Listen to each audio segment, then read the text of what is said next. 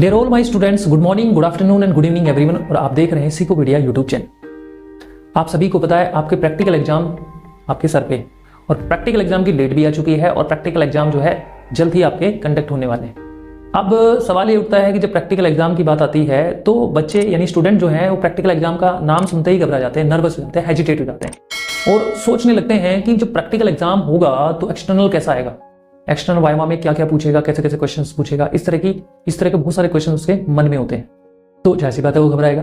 तो आज मैं इस वीडियो में जो लेकर आया हूँ ना वो इंपॉर्टेंट चीज लेकर आया, यानी प्रैक्टिकल जब एग्जाम हो, जब आपका वाइवा हो, जब एग्जामिनर आपसे क्वेश्चन पूछे वाइवा में, तो आप अपनी प्रैक्टिकल एग्जाम को एंजॉय कैसे कर पाएं और अच्छा स्कोर कैसे लें, अच्छे मार्क्स कैसे उस प्रैक्टिकल एग्जाम में लें और आपको हेजिटेशन भी ना हो और आप नर्वस भी ना हो।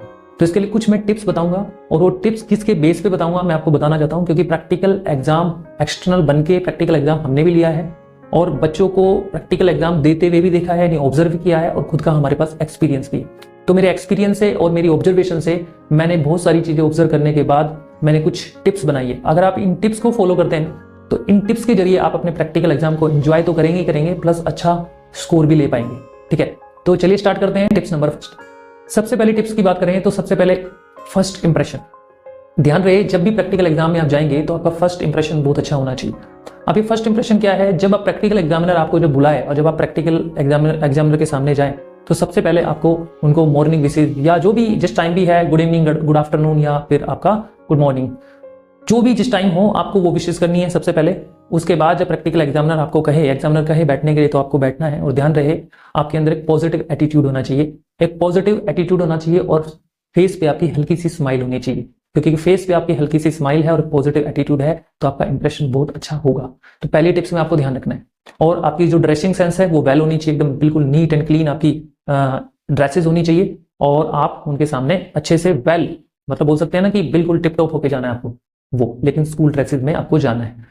टिप्स नंबर टू में आपको ध्यान रखना है कि आपके पास जिस भी सब्जेक्ट की उस दिन प्रैक्टिकल एग्जाम है तो उसमें जो जो आपकी फाइलें चाहिए, चाहे वो प्रैक्टिकल फाइल हो, चाहे वो एक्टिविटी फाइल हो, चाहे वो प्रोजेक्ट फाइल, वो एक सीक्वेंस में हो, उस पर एक प्रॉपर कवर चढ़ा हुआ हो, जो भी कवर कंसर्न कवर होता है वो कवर हो, उस पर जो डिटेल लिखी होती है वो प्रॉपर होनी चाहिए, बिल्कुल नीट एंड क्लीन आपके पास वो practical files, activity file, project file जो भी है आपकी जिस सब्जेक्ट की, वो अच्छे से नीट एंड क्लीन होनी चाहिए, आपके हाथ में होनी चाहिए। ठीक है, ओके।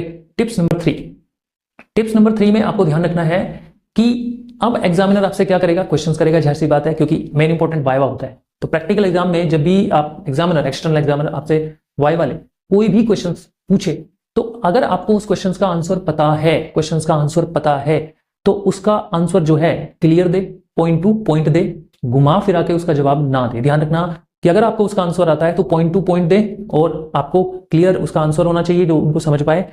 और आपको क्या करना है, जो भी आंसर आप दे रहे हैं वो बिल्कुल क्लियर का मतलब यहां पे ये है कि जितना उसने पूछा उतना ही आपको बताना है।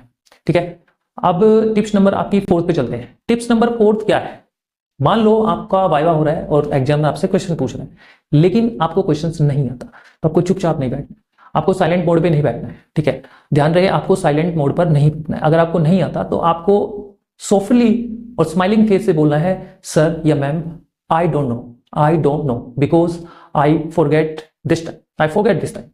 यानी अगर आपने ये बात बोल दी तो एग्जामिनर समझेगा कोई बात नहीं।